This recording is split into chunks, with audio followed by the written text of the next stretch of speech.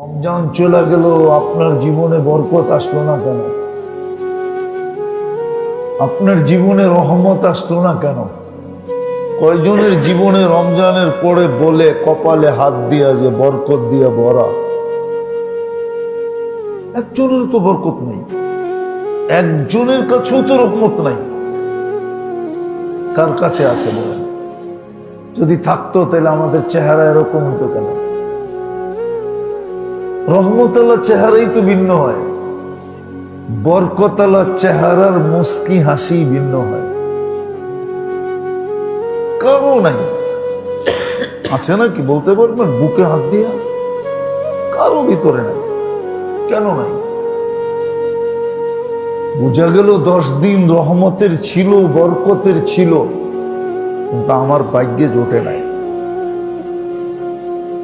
কোনো কারণে হয়তো প্রতিবন্ধকতা আছে যার কারণে জোটে নাই, নাহলে তো জুটার কথা।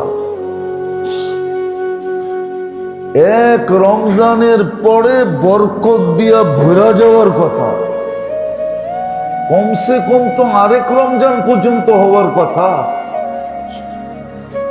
সারা জীবনের জন্য তো হওয়ার কথা ছিল। মানলাম সারা জীবনের জন্য বরকত হইল না, রহমত হইল না, আরেক রমজান পর্যন্ত তো হবে। 11 মাস তো হবে, কিন্তু হয়তো না, নাই তো। আমাদের চেহারায় বোঝা যায় না, আমাদের সমাজের দিকে দেখলে বোঝা যায় না যে রমজানের বরকত এর বাড়িতে আসছে, রমজানের রহমতের ফোঁটা এর উপরে পড়ছে। বোঝা তো যায় না, কারো চেহারা দেখলে বোঝা যায় না, কারো লেনদেন দেখলে বোঝা যায় না, কারোকে জিজ্ঞাসা করলেও পাওয়া যায় না। জিজ্ঞাসা করলেও খালি বলে হায় হায় হায় হায়। কি হয়তো হায় হায়, নাইলে নাই নাই। হায় হায়, নাইলে নাই নাই, নাই কিচ্ছু হয় নাই। তো রমজানের বরকত আর রহমত গেল কই? কোন জায়গায় গেছে? আচ্ছা বলেন না, রহমত আর বরকত কোথায় গেল? না আসেই নাই। আসছে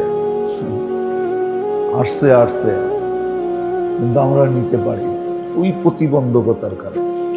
যেটা জিজ্ঞাসা বুঝাইতে চাইলাম যে আজকের রাতটা কিন্তু বেজর